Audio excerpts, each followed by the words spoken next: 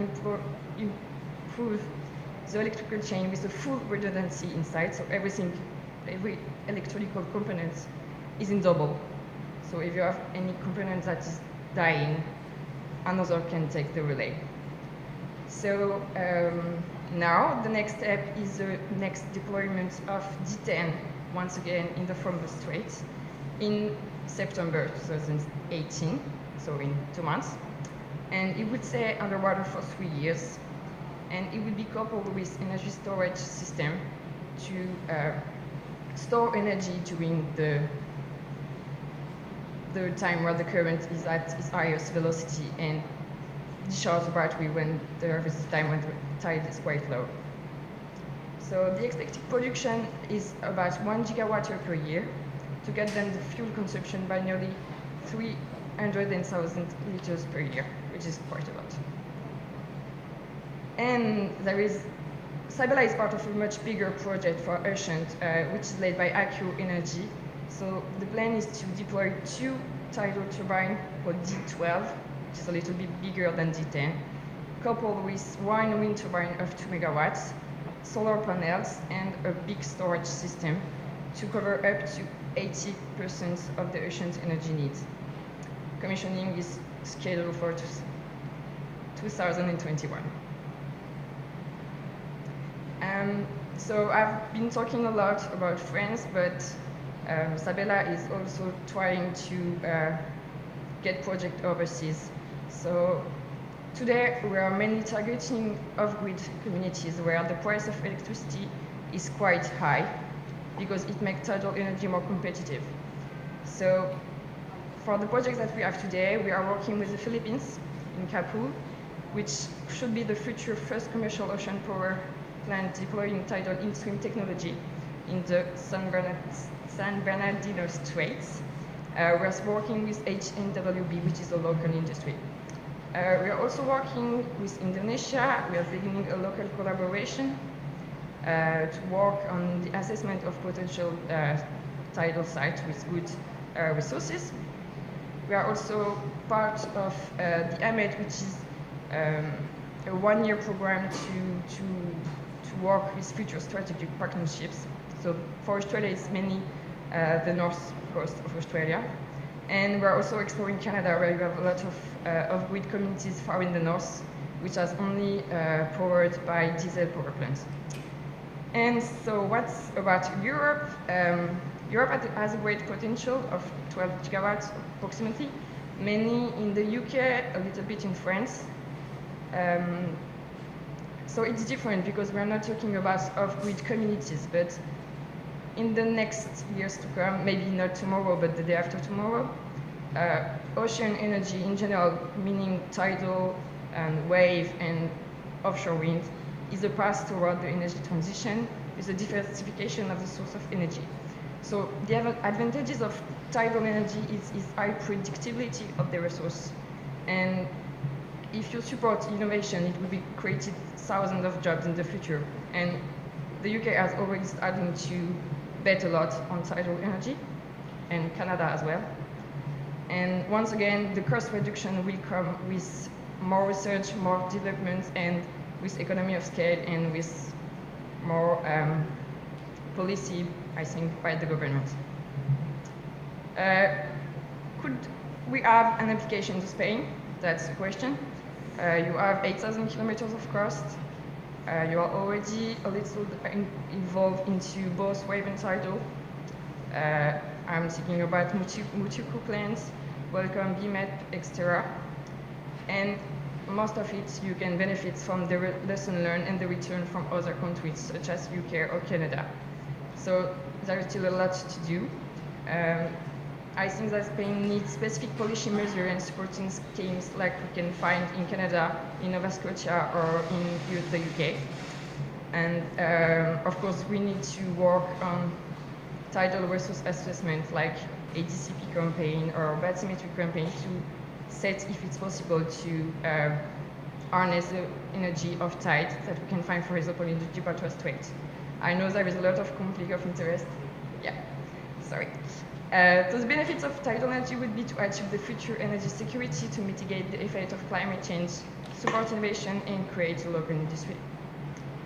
So quickly, the path for us from demonstration to commercial scale is to begin with a prototype connected to the central grid up to 1 megawatt, just to validate the concept and see if there is a possibility to go further. And all these project characteristics has to be synced and deeply synced with the local stakeholders to choose the location, the power, the size of the tidal stream turbine.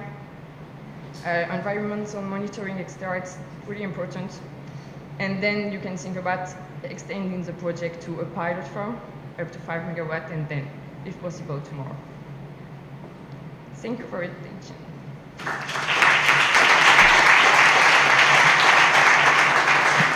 Thank you very much.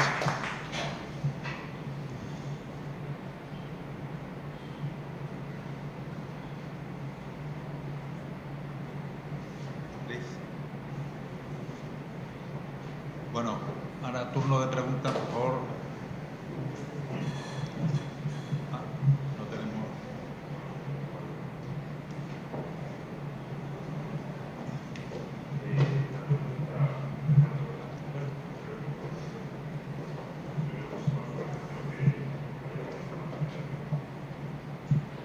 ¿Me oyes mejor? Sí, mejor. Igual te he entendido mal, pero creo que habéis dicho, que has comentado que el Third Party Verification lo ha hecho EMEC. No, lo pedí. Ok. Pedía él. Vale. La pregunta en concreto es por el sistema de anclaje. Por lo que he entendido, y si no me corriges por favor, son dos grupos de anclas de cadena por línea, ¿no? ¿Es así? Bueno, eso estaba simplificado. Son varios grupos Varios grupos. Clamp weights, montones de cadenas. Vale. ¿Y cómo tenéis previsto hacer la prueba de tiro y certificar lo que aguanta el ancla o la cadena? ¿Eso os lo ha pedido el third party o...? La empresa que instala el fondeo es una empresa que ya ha hecho varios sistemas y es la empresa quien tiene que verificar eso. De todas maneras, es un prototipo que va a estar un año ahora en las Islas Orcadas y realmente es que no se ha hecho nada parecido, porque hay otras plataformas que lo que se ha hecho se ha puesto un punto fijo anclado al fondo, una especie de tornillo anclado al fondo. Lo que pasa es que no han dado buenos resultados porque no es flexible el sistema y tiene picos de tensión muy altos y al final rompe. Eso se supone que es más, es más flexible. O sea, en un pico de tensión puede desplazarse 1 metro, 2 metros, pero ahí se queda, no se rompe.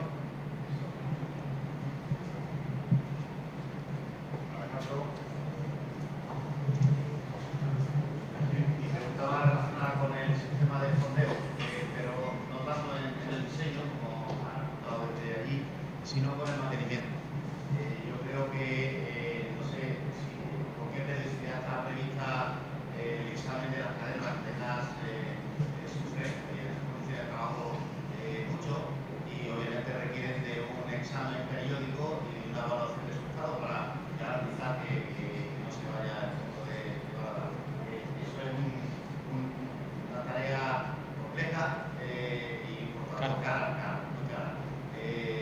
¿Has considerado? Y luego el otro punto, la otra pregunta que está relacionada con el mantenimiento de esa instalación, la varada se me ocurre complicada, porque la varada, si utilizar la expresión en este caso, hemos visto cómo se lanzó al agua mediante el púa, pero si las hélices, si las turbinas montadas, hacer el retorno, ¿con qué velocidad hay que hacer un mantenimiento?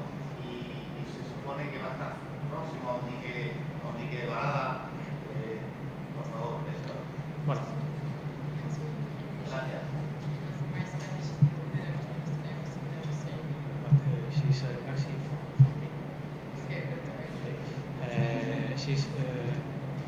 She's asking about the... Sorry, Marlene, sorry, I don't think...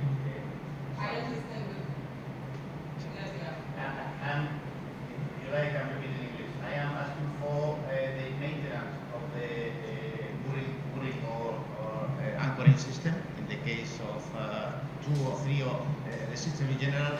And the second point is related with the dry docking of that floating unit and its auxiliary, which look like complex. Just now there is a speed to put a prototype and generate electricity, but now we are not in that state about the maintenance of the foundation. One question. The second one, the platform, I didn't say before, but the platform have all the ventilation pipes and atmospheric are in one side. This is because it's possible to incline the platform about 70 degrees in order to go to an area with less depth. And of course, it's possible to remove the blades, all the blades, so we can reduce a lot the draft and go to a jetty with less draft and with cranes or other way to go out. Una pregunta más, Juan, y seguimos con el siguiente panel. Gracias. This is for you, Marlene. I understood that one of the advantages of your system is that the rotor, the nacelle, is lifted to the surface. So how this operation is done, because I understand the pillar is open to the sea. How to watertight? You lift the rotor, but you keep the structure and the pillar Yes. on the bottom. Yes. So the pillar is cut, is open to the sea. Yeah, it is. How this is done? Okay, so we have built a system to be able to just lift up the water. So the advantage is that you can use a vessel which has less heavy lift capacity. So Yeah. it's cheaper, it's more easy to find the vessels because you have to call them from the northern countries. But yes, the anchorage, I don't Yeah, know English the word, connection. is open. Yeah. But And yeah. yeah, you're speaking about like the biofouling inside the hole. Yeah, but Say. I understand that the structure, the substructure, is kept Yeah. down Yeah, it's still on the underwater. seabed. So how this connection between the rotor and the pillar is open to the sea, no? Yeah, it is. And the sea comes into the structure. I don't understand. No, it's not open to Yeah. the sea. There is close. Yeah, Yeah, but there's how? like a little hole that can just fit the turbines inside. Mhm. I have pictures which are more clear than Okay, what I well, can explain. I can show you after if Let's you want. talk about